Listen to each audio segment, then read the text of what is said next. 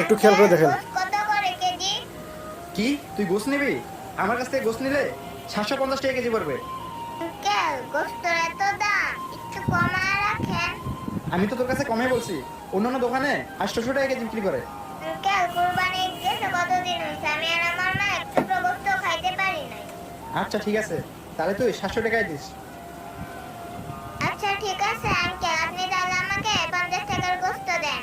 কি রে, তুই কি আমার সাথে ফাজলামি করতেছস? 50 টাকা কি গোস্ত হয়? একটু খেয়াল করে দেখেন। আঙ্কেল আপনি আমার সাথে এরকম খারাপ ব্যবহার করতেছেন কেন? আমি তো আপনার কাছে ভিক্ষা চাই নাই, আমি তো টাকা নিয়ে এসেছি আপনার কাছ থেকে গোস্ত কিনতে। কি রে, তোর তো সাহস কম না, তুই আবার মুখে মুখে তর্ক করতেছস? 50 টাকা নিয়ে আসছিস গোস্ত কিনতে? তুই ফকিন্নি না তো কি?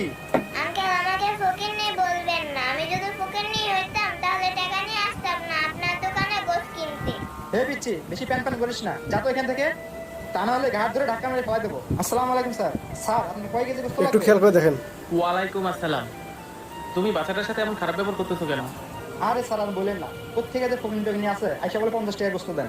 দেন না আঙ্কেল আমার 50 টাকার গোস্ত, আমার মা অনেক আশা নিয়ে বসে আছে। দেন না আঙ্কেল আমার 50 টাকার গোস্ত। কি রে, তুই এখন এখানে আসো? তুই তো আচ্ছা দাম চালাইতেছস, যা। ভাই, আরে ভাই, আপনি এটা কি করলেন? মেয়েটাকে ধাক্কাতে ফালাই দিলেন। আরে স্যার আর বলেন না, প্রত্যেকদিন আসে আমার এভাবে চালায়। ওরে ঢাকা না দিলে ও দায়িত্ব না।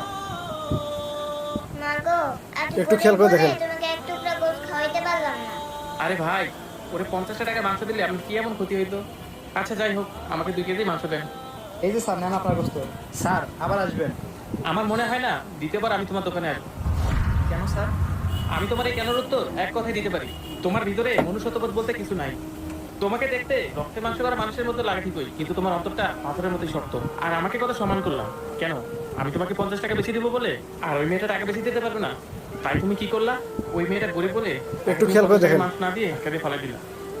আর ও, আমি তোমাকে এসব কথা কেন বলতেছি? তোমার ভেতরে তো মনুষ্যত্ববোধ বলতে কিছুই নাই। আচ্ছা ঠিক আছে, তুমি থাকো।